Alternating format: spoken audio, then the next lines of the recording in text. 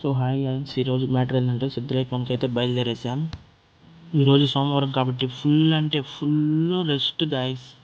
చూడండి ఒకసారి, ఫుల్ అంటే ఫుల్గా సిద్ధేశ్వర అంతా ఫుల్ అంటే ఫుల్ అయిపోయారు.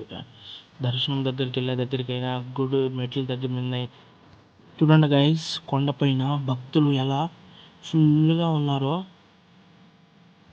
మేము దర్శనానికి క్యూలో నిలబడుకున్నాం. చూడండి ఫుల్ అంటే ఫుల్.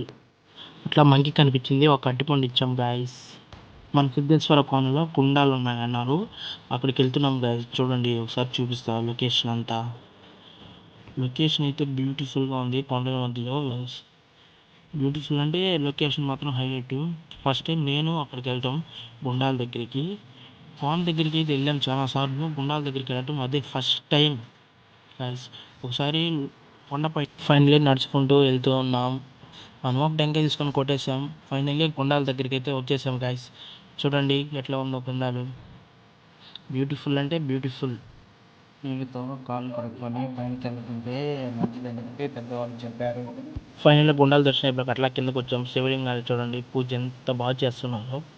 శివలింగాలకి చాలా చాలా అంటే చాలా బాగా చేస్తున్నారు గైస్. చూడండి అట్లా నేను ఒక వీడియో తీసుకున్నాను శివలింగాల దగ్గర. చూడండి శివలింగాలు ఎట్లా ఉన్నాయో. అందరూ చెప్తుంటారు కదా గైస్, అన్ని దానాల లెక్కల్లో అన్నదానం చాలా గొప్పదని. చూడండి అన్నదానం దగ్గర ఎలా ఉన్నారో గైస్.